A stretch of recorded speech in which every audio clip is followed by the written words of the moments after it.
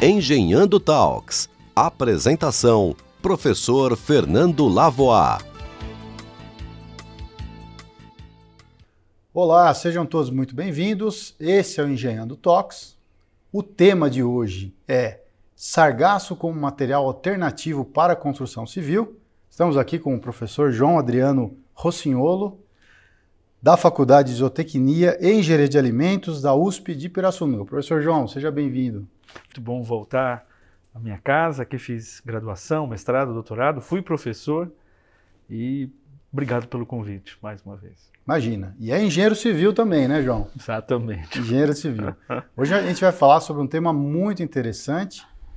Eu queria começar perguntando, né, o que é o sargaço e o que está acontecendo com essa, é um tipo de alga, né? O que está acontecendo tanto no Brasil quanto no mundo? Perfeito, Fernando, a sua pergunta é muito boa. O sargaço é uma macroalga marrom, e especificamente essa alga que a gente está estudando, ela é uma alga pelágica, ela vive flutuando no oceano, ela basicamente vive no centro do Oceano Atlântico.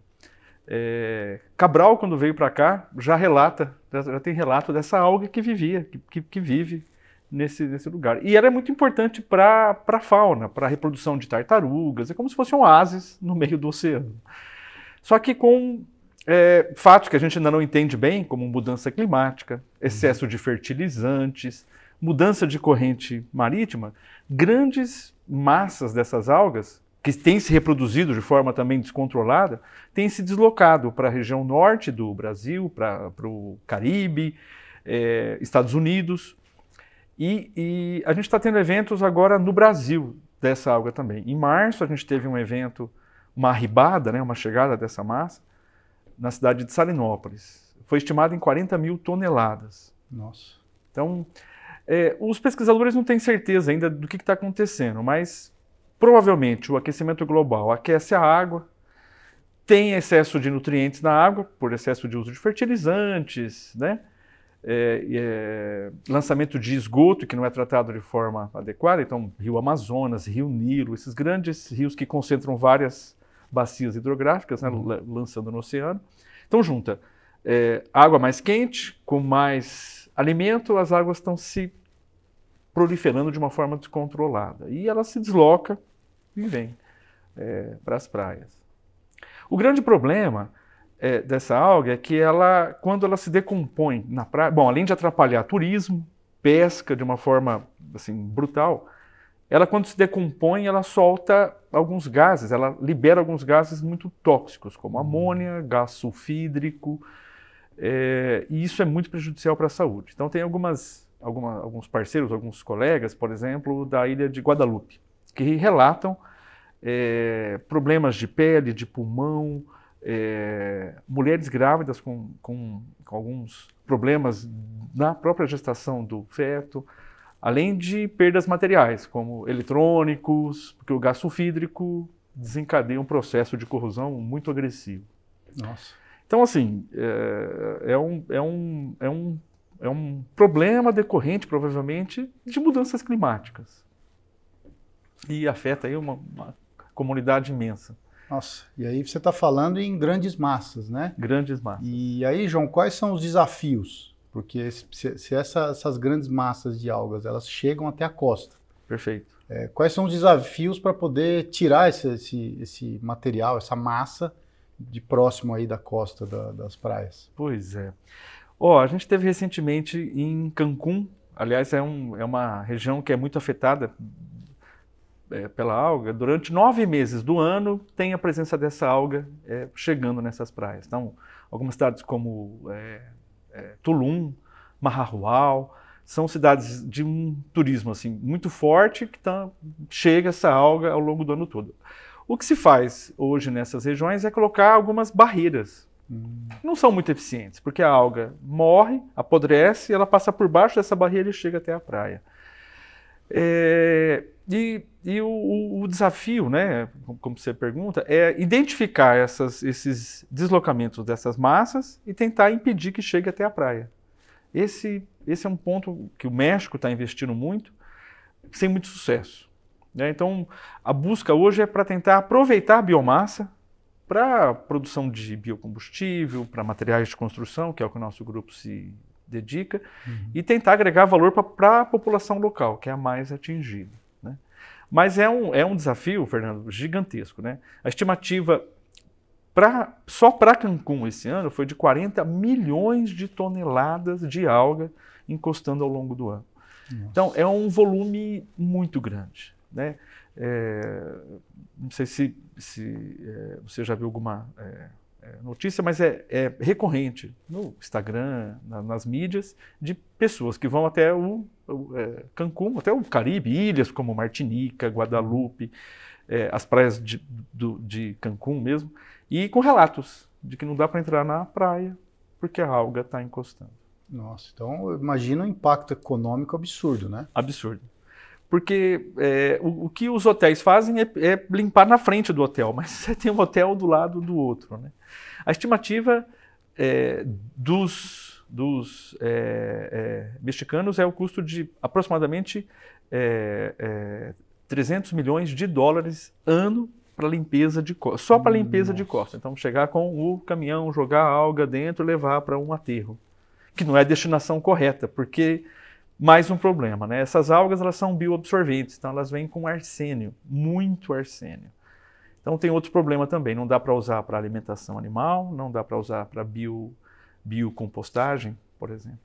Então você vê o tamanho desse problema, né? Assim, uma massa que chega em grande quantidade, que se desse para usar, por exemplo, como alimento animal, seria perfeito para ração para bovinos, para suínos, não pode. E também não pode ser usado para compostagem, porque ela bioabsorve metais pesados. E aí você está falando que hoje ela vai para um aterro sanitário? Normalmente para aterro sanitário, exatamente. O nosso caso recente lá de Salinópolis, por exemplo, das 40 mil toneladas que chegou, a gente conseguiu tirar 2 mil toneladas, que é na frente dos bares, dos hotéis. E isso foi para um aterro. Salinópolis? Salinópolis. E onde é Pará? É Pará, fica próximo de Belém. Também conhecido como Salinas. É uma região de turismo muito forte. Tá, então vamos falar do Brasil, que você comentou sobre o Caribe, né? A problemática do Caribe principalmente, né? Exato. São lugares muito turísticos, né? Muito famosos, praias muito bonitas, né? Que estão tendo esse problema. No Brasil, você falou que é o Oceano Atlântico. Então, pega o quê? Pega o Norte, Nordeste? O que está acontecendo no Brasil? No Brasil, a gente teve 2 casos assim grandes. Um foi em Fernando de Noronha, 2018, e esse caso agora, de março desse ano, em Salinópolis. Em função do ritmo das correntes marítimas que passam na frente da nossa costa, né? Geralmente é do Nordeste para cima que a gente tem eventos com esse tipo de alga. Importante falar que a gente tem, chegando nas praias brasileiras, algas de várias origens. Por exemplo, é muito comum você ir numa praia aqui do estado de São Paulo e ver algumas algas no chão. Essas algas normalmente são algas bentônicas, elas têm origem nas próprias praias, na própria margem dessas praias, em rochas. Quando tem alguma movimentação, elas se soltam e vêm para a praia. Essa alga sempre vai acontecer, mas em pequenas quantidades. Essas ondas massivas de alga que vêm do oceano, do centro do oceano para nós, é mais comum do Nordeste para cima. Normalmente próximo à foz do rio Amazonas, nessa região. Os maiores eventos que a gente teve foi nessa região de Salinópolis, por uma coincidência geográfica. Mas esse desse ano foi o maior que nós já tivemos. Até 2011 não se tinha relatos. A partir de 2011 começou a aumentar, e o volume tem aumentado muito. Então a nossa preocupação é os próximos anos. O que vai acontecer com os próximos anos. Bom, então acho que já deu para vocês entenderem aí, né, o problema. Então deixa eu mudar um pouquinho o assunto para que vocês entendam, entendam o resultado aí das primeiras pesquisas do professor João Adriano. Professor João, é uma linha de pesquisa nova sua? Você já atuava nessa área? Você que é engenheiro civil, foi professor aqui do IAL, né, do Instituto de Arquitetura. Conta um pouquinho das suas linhas de pesquisa e como é que você chegou a começar a tratar esse problema. Perfeito, obrigado, Fernando. Eu sou engenheiro civil, era professor aqui do IAL e me transferi lá para Pirassununga justamente para trabalhar junto com um grupo professor Homer Savastano, professor Elíria, professor Juliano. O nosso grupo se chama Biosmat, justamente materiais para biosistemas, onde o nosso intuito é reaproveitar biomassas de origem, provavelmente, né, agroindustrial, para a construção civil. Então, o uso de subprodutos como bagaço de cana, resíduo de madeira, cinzas agroindustriais, como a cinza da queima do bagaço da cana-de-açúcar. Então, o nosso grupo se dedica à economia circular, reuso de subprodutos para a construção civil. E dentro do que a gente atua, quando surge em 2021, foi o nosso primeiro projeto com essa biomassa, em parceria com o Guadalupe, a gente começou a ver as possibilidades, como é uma biomassa que chega em grande oferta, cabe bem para a construção civil. Geralmente a gente usa grandes quantidades de massa para a construção. Então a gente fez, nesse primeiro projeto, que terminou ano passado, uma primeira varredura, Fernando. O que é possível fazer com essa biomassa? E a gente fez estudos com painéis particulados, painéis de média densidade, os MDPs, que substituem painéis comerciais. Foi muito bem sucedido. Fizemos estudos com materiais cerâmicos, para deixar a cerâmica ou para reduzir densidade, para usar, por exemplo, substituindo a argila expandida. Fizemos estudos com a cinza em fibrocimento para substituir o calcário, também foi muito bem sucedido. Fizemos estudos como isolante térmico também. Só que nós nos deparamos com uma primeira particularidade, né, que essa biomassa chega numa região pouco industrializada. Então, esse segundo projeto agora, financiado pela FAPESP, em parceria com o Canadá e México, a ideia é desenvolver produtos que sejam facilmente incorporados na construção localmente. Então, são 2 produtos básicos agora. É a construção com terra, bloco compactado com terra, ou adobe, que culturalmente é muito aplicado na região norte, e um segundo para construir ou para confeccionar painéis que são termicamente moldados, seja com madeira e com outros resíduos agroindustriais, como coco, bagaço de cana. A ideia é tentar incorporar esse produto localmente, para não ter transporte e emissão de CO2, e tentar agregar valor para a comunidade local. Então, esse caminho é o caminho que o nosso grupo trilha. Por isso, desse interesse por essa biomassa, que é uma biomassa que para a construção ela não é tão interessante, ela não funciona como um reforço, não é uma biomassa como madeira, ela é muito pobre em lignina, em celulose e hemicelulose. Então a gente usa ela mais como um preenchimento. Tá. Essa é a ideia.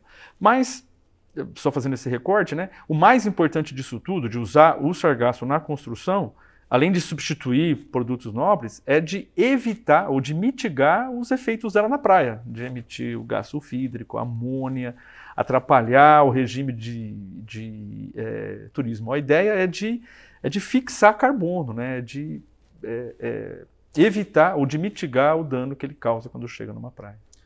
A ideia é muito boa, né, João? Agora vocês estão percebendo aí que o problema é complexo, né? Porque o João está falando em economia circular, e não gerar CO2 na camada de ozônio. Então, para isso, o que o João está dizendo é que próximo no local onde você retira o sargaço, você teria que ter unidades Fabris, a construção civil. Exatamente. Porque se você for transportar esse material, você já está impactando, né? Pronto. Então, o problema é bem mais complexo que isso, né? Exatamente. E, João, me fala um pouquinho aí, uma curiosidade minha, né? Como é que se retira isso da praia ou do leito do rio? Como é que se faz essa retirada? Pois é.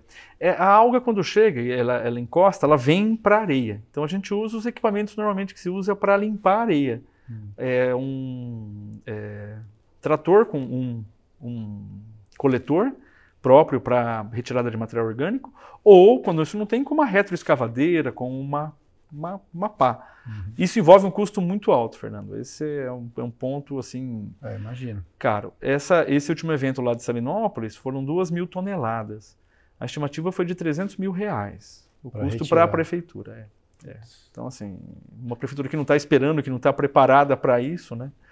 E lembrando que se a prefeitura não reutilizar, não tiver um tipo de projeto como esse que o João está desenvolvendo, tem um custo de dispor para o aterro e tem um custo, né? Exatamente. A prefeitura tem que pagar, né? Exatamente. Para retirar e para dispor, né? E para dispor, exatamente. E geralmente é uma disposição ruim, né? Porque você não tem... É um aterro não controlado. E esse material pode ter arsênico. Normalmente tem muito arsênico.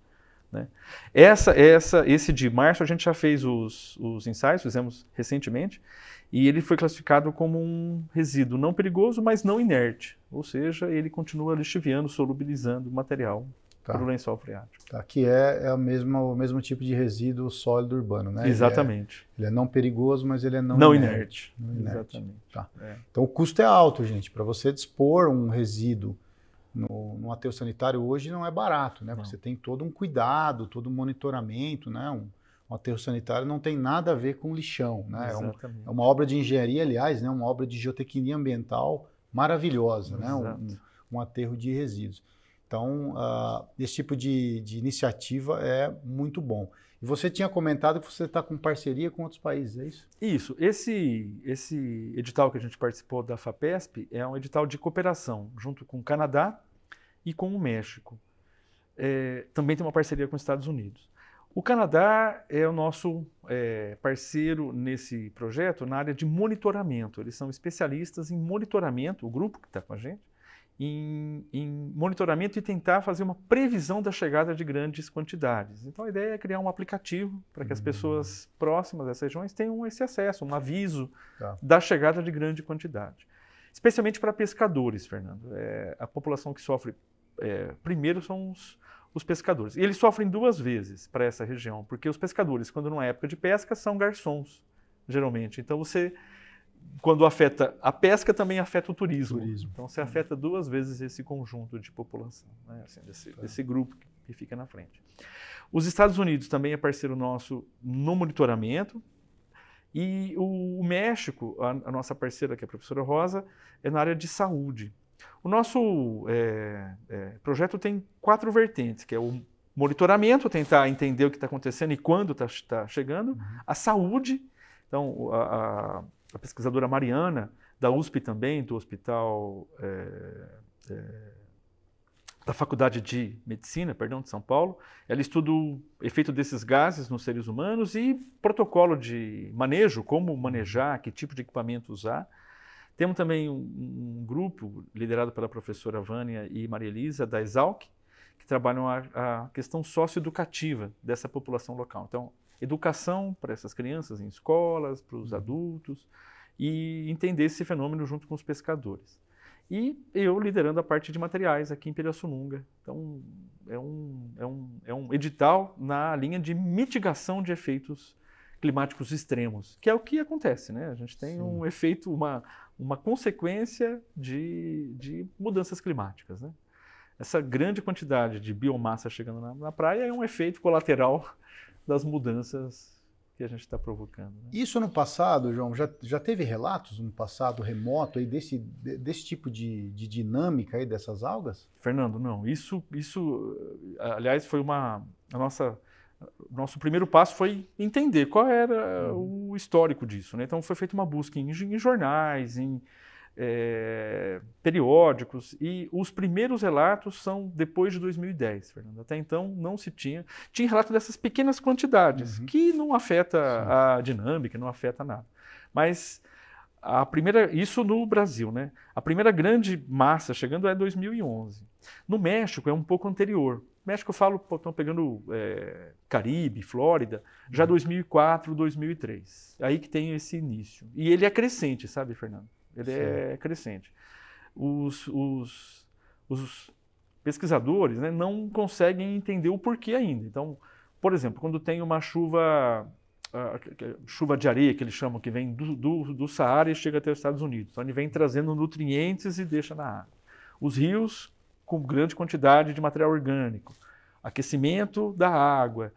Mas nem sempre isso é lógico, sabe? Às vezes tem um ano que tudo acontece, tem essa chuva de areia, tem tudo, mas não acontece de chegar a grandes quantidades. Então depende também das correntes marítimas. Então Mas assim, está claro que está aumentando. E está chegando também na África, não só Caribe e Brasil, né, mas também na África.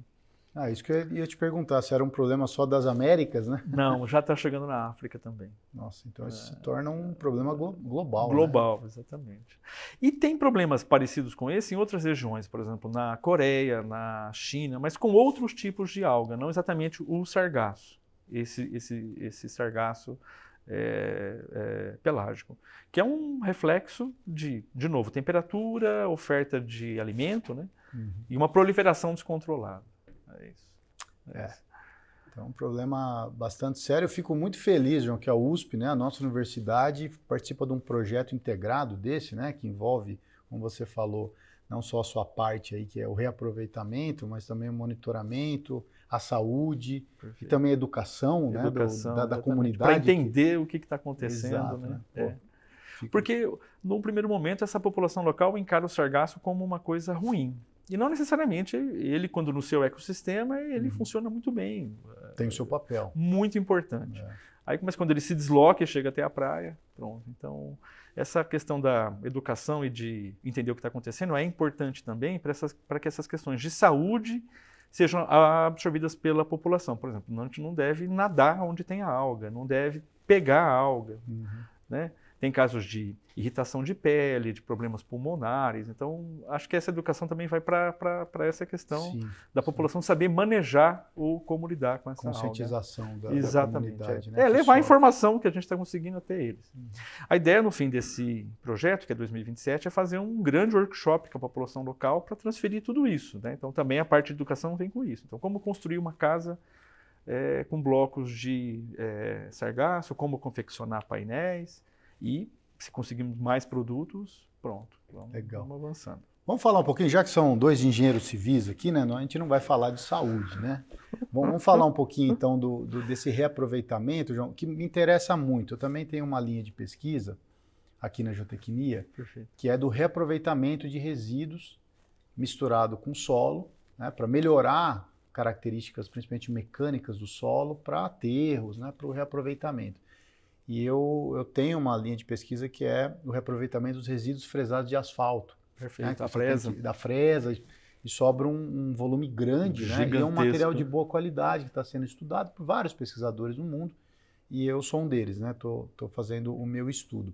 Isso sempre me interessou, né? Eu acredito que quando você vai lá para a indústria do agronegócio, você deva ter muitos subprodutos, né? O que você já fez de interessante? Pois antes desse projeto, eu tinha um grande projeto para uso de cinzas.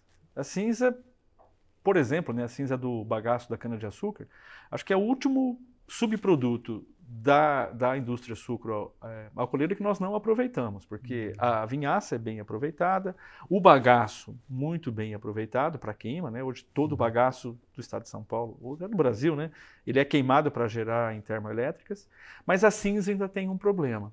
Então a gente tem se debruçado um bom tempo para o uso dessa cinza e conseguimos aí, assim como outros colegas, né, achar um uso para ela, que é tentar substituir ou usar a sílica presente nessa cinza para compor, para substituir com o cimento Portland, mas ela vem com muito potássio. Então a nossa ideia foi de separar o potássio por uma lavagem simples e usar esse potássio para substituir fertilizante artificial.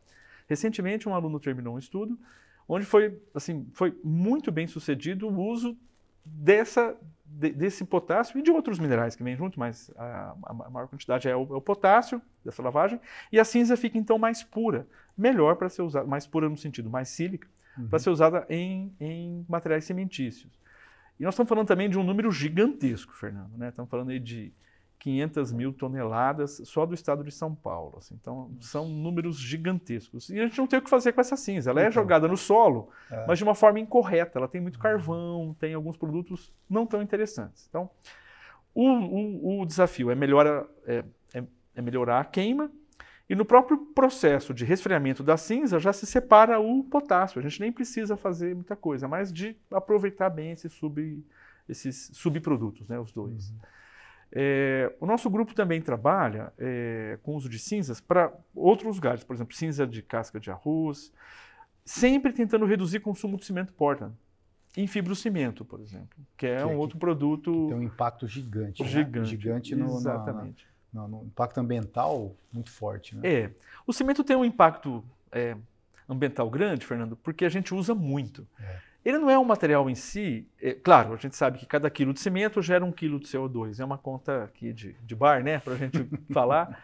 Mas se a gente for comparar com outros materiais, como metal, alumínio, cerâmica, ele gera, pensando no produto, gera menos CO2 do que esses outros produtos. Então, o impacto do cimento é grande porque a gente usa muito cimento. A gente usa muito. Se eu substituir o cimento por aço, com certeza eu vou poluir, vou emitir muito mais. Então, a ideia é racionalizar, né? Exatamente. É tentar usar o cimento com subprodutos agroindustriais, que é uma grande possibilidade. Né? Uma outra forma também de usar os subprodutos agroindustriais são as fibras, né? Fibras como fibra de coco, para substituir polímeros, para substituir. Isso é um sucesso. O professor Homer, que é líder do nosso grupo, Homer Savastano, já estuda há muito tempo o uso de fibras vegetais em fibrocimento, por exemplo. Então, a ideia é estabilizar as fibras vegetais lá. Dentro da ideia de economia circular, Fernando, a gente precisa reduzir o uso de produtos naturais e tentar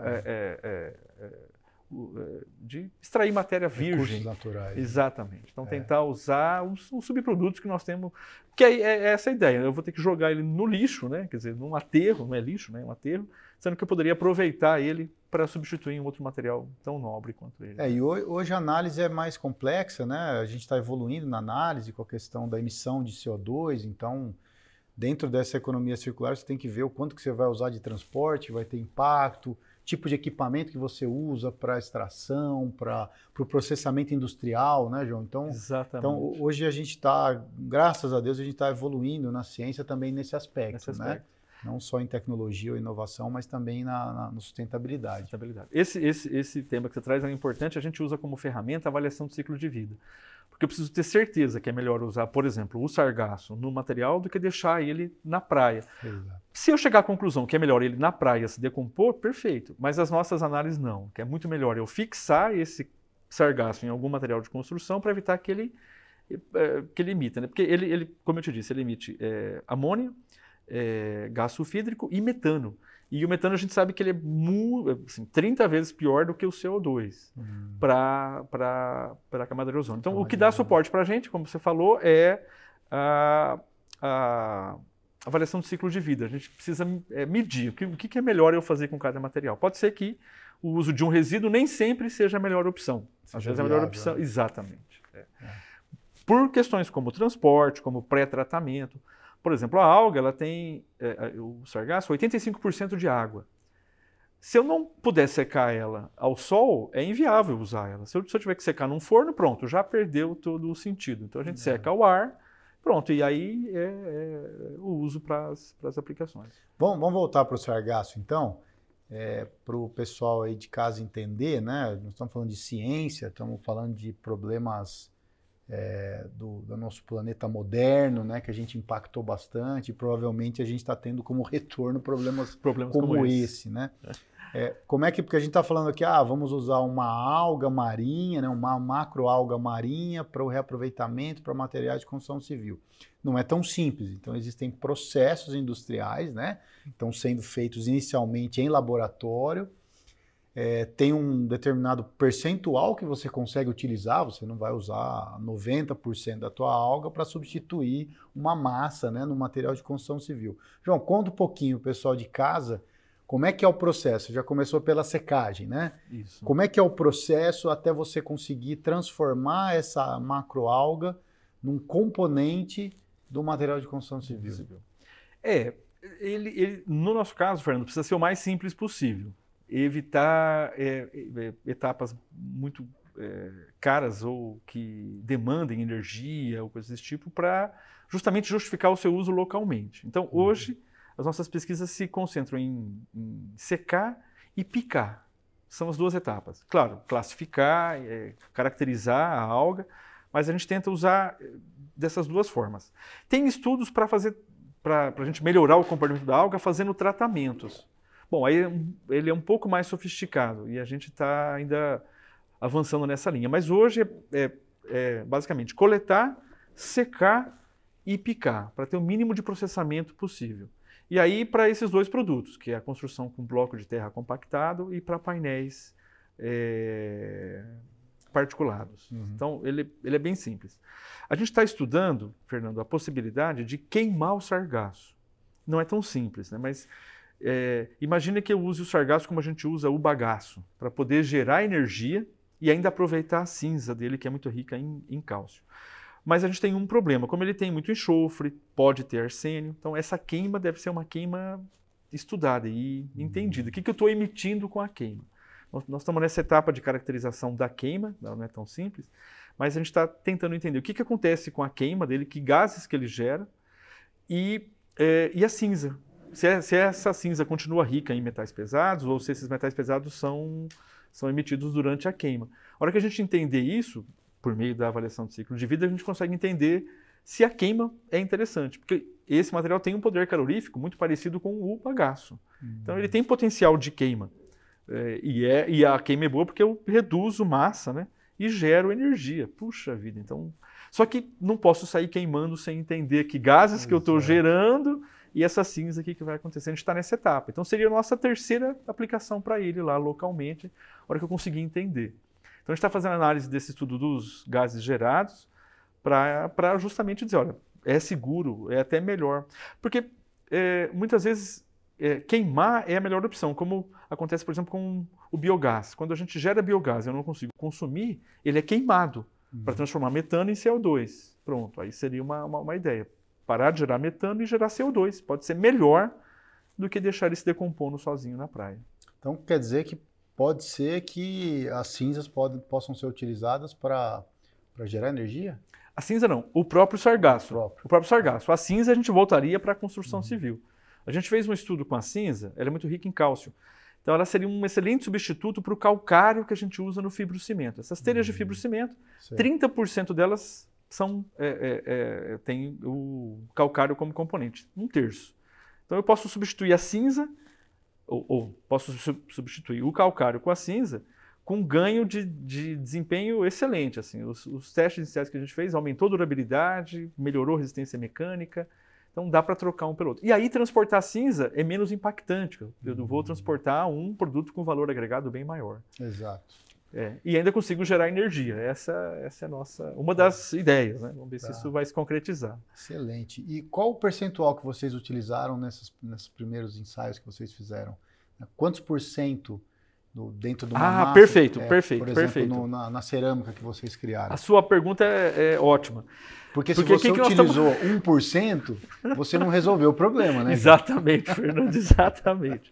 E essa é uma coisa que acontece muito na área de materiais, né? A pessoa coloca um pouco e fala, estou usando. Não, a gente precisa realmente ter um número satisfatório. Olha, eu vou dar o exemplo do bloco de terra. O bloco de terra, cada bloco pesa 4 quilos. E a gente conseguiu já, com sucesso, usar 5% de alga seca. 5% de alga seca equivale a 200 gramas, 2 quilos de alga fresca por bloco. Uma casa usa, em média, 2.500, vamos por 2.000 blocos. Pronto, eu chego aí, 2.000 vezes 2 quilos, 4 toneladas de alga para uma casa, para a construção de uma casa. Né? Pensando nessa construção com terra. Já para os painéis, a gente conseguiu incorporar 30% de sargaço, substituindo ou madeira ou bagaço de cana, por exemplo. E aí, pensando que a alga seca, né, como ela tem 85% de água, cada quilo de alga fresca se transforma em 150 gramas de alga. Então, a gente consegue incorporar muito. Que é a intenção da construção civil, é usar em grandes quantidades. Exato, né? Não faz sentido usar pequenas quantidades. É o que você falou, né? A construção civil você tem grandes volumes, né? Então geralmente, não adianta você reaproveitar um pouquinho. Talvez você possa diminuir um pouquinho o custo do produto, mas não resolve o problema na fonte, né? É o problema ambiental, né? É como a fresa que você falou, você precisa de grandes projetos para usar a fresa, porque a gente está gerando em quantidades grandes, né? Enormes. Você não resolve e fica inviável, né? Exatamente. E João, pro pessoal entender, né? Muitas vezes a gente fala assim, pesquisa é cara, pesquisa precisa de volumes de recursos para a gente estudar. Conta um pouquinho, né? Você que está num projeto integrado, que tem muitas vertentes, por que a gente precisa de recursos financeiros para conseguir transformar, né, um problema em si, a ciência transformar numa solução? Essa parte é muito boa, né? A gente está aqui para isso, para tentar solucionar um problema, né? Tentar transformar essa oportunidade, né? E agregando valor para a população local, tentando transferir conhecimento. E a gente precisa do recurso para estar lá presencialmente, para fazer essas análises que não são baratas e para trazer segurança para a pesquisa, para ter certeza que eu estou usando esse produto de forma segura, de forma correta, e muitas vezes até para dizer, olha, não é para usar, né, dessa forma correta. E nesse projeto a gente teve o apoio, a parceria, né, da FAPESP, que é a nossa grande financiadora e tem o apoio.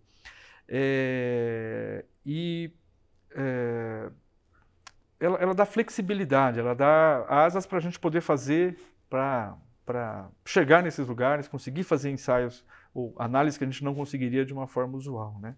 Ela, junto com a USP, né? Junto com a USP a gente cria esse microsistema, esse ambiente favorável para a pesquisa. Acho que a FAPESP é a nossa grande financiadora e com flexibilidade, né? Ela tem muito mais flexibilidade do que outros órgãos. Exato. Então, gente, invistam em ciência, né, João? Invistam em ciência porque que a gente da universidade aqui, nossa vertente de pesquisa, e no caso da pesquisa do João, vou até me atrever a dizer que é pesquisa e extensão, porque vocês vão até a comunidade. Exatamente. Né? E vocês também têm um impacto na comunidade local, né, por meio da pesquisa para tentar resolver um problema real, né? Um problema ambiental nesse caso. E, João, vamos voltar um pouquinho para a economia circular, porque eu gostei da conversa, né? O que você imagina como solução? Porque, pelo jeito, parece ser viável o reaproveitamento do sargaço, né? Principalmente porque a construção civil, e aí vocês podem descobrir algumas outras aplicações, né? Que não só a construção civil. É que a construção civil ajuda muito porque ela usa grandes volumes, né? Então ela ajuda a resolver esses problemas.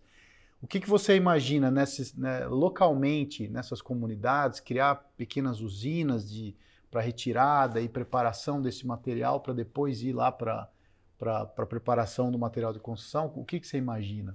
Pois é, porque ela é inesperada e é imprecisa, onde vai aparecer essas grandes massas. Mas como a gente tem já, por exemplo, Salinópolis, como esse primeiro ponto que tem recorrentemente ocorrido, a ideia é fazer parcerias com cooperativas. Tá. Essa é a ideia. E que eles consigam estocar isso por um tempo, para ir usando ao longo do ano, porque isso vai acontecer entre maio e junho, normalmente. Sazonal, né? Sazonal, E a ideia é que eles possam usar isso ao longo do ano. Também penso, Fernando, em outras aplicações, que não é nossa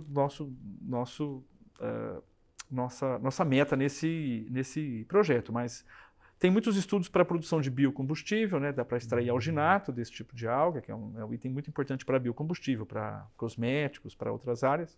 Também tem estudos para uso como fertilizante agrícola. E aí tem esse ponto do arsênio, que é um ponto para ser avaliado. Opa, a gente precisa de fertilizante no país, né, João? Muito, né? Muito. A ideia é como transformar isso em um biofertilizante, né? Por conta dessa possível presença de metais pesados. Então, penso que é outro ponto também para investir. Mas isso é preciso ter uma parceria com líderes locais, com cooperativas, para entrar num ciclo já de produção. Essa é a nossa ideia. Em Salinas, particularmente, a gente não identificou ainda essa possibilidade. Mas a ideia é que outras cidades próximas, Belém, por exemplo, é um ponto forte para isso acontecer. Então, assim que a gente desenvolver o bloco e o painel, a gente está nessa fase final, ainda precisa avaliar a durabilidade, que é um dos pontos mais importantes. Quando a gente chegar nesse produto, pronto, aí tem que transferir a tecnologia localmente. Aí vem a etapa final do nosso projeto. Mas tem que ir com segurança. Então, primeiro entender tudo o que está acontecendo com os metais pesados, garantir a durabilidade, porque é uma alga, né, que a gente está colocando dentro da construção, para depois fazer a transferência de forma segura, né, Fernando? Sim, e logicamente vocês vão ter que ter apoio político local, né? Para transformar essa ideia, essa solução em realidade para a comunidade, né? A gente foi muito bem recebido lá em Salinópolis. A gente já fez um workshop mas muito ligado à área de educação. Então, todas as escolas são parceiras, as diretoras, professoras, e a gente teve um evento, um workshop para uma cidade pequena, Salinas é uma cidade pequena, mas a gente teve um público assim grande, especialmente de crianças, que é o nosso público mais importante assim, de entendimento, que eles são difusores dentro da comunidade, né? Então, essa é a ideia. Precisa muito do poder público. Maravilha, João. A gente teve um bate-papo muito legal com o professor João Adriano, que veio de Pirassununga, especialmente para bater um papo aqui no nosso canal, no nosso podcast.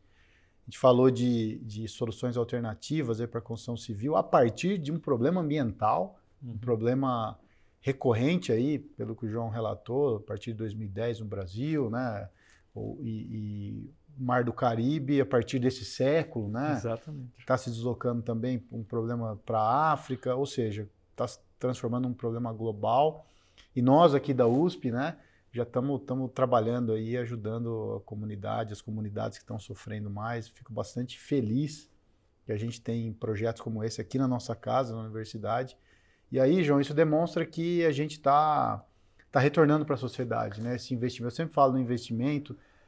Eu sei que a gente não custa barato para a sociedade, Exato. Ainda mais um país que está entre os 10 mais ricos do mundo e tem muita gente pobre. Eu falo que a gente é um país rico de população pobre, né? Exatamente. Então é caro para o país bancar a nossa universidade, então a gente traz aqui no nosso canal temas bem interessantes como esse que a gente vem trabalhando firme. João, muito obrigado. Eu tinha conversado com você, acho que foi começo do ano, né? Foi. Para a gente bater esse papo aqui no nosso canal. Que bom que você pôde vir. Obrigado pela sua vinda. E eu que agradeço, viu, Fernando? E só completando a sua fala, essas pesquisas permeiam a graduação, permeiam a extensão, então tem junto com a gente aluno de iniciação, aluno de mestrado, doutorado, pós-doutorado, e tudo isso cria uma rede, né, de conscientização e de preparação de massa crítica para ir apoiar a sociedade no futuro. É exatamente isso. A nossa função aqui é melhorar a qualidade de vida das pessoas. No fundo é isso, né, Fernando? Acho que é isso, a nossa função é isso. Maravilha. Obrigado, viu, pelo convite. Imagina, eu que agradeço. Gente, então esse foi mais um episódio do Engenheiro Talks. Até a próxima.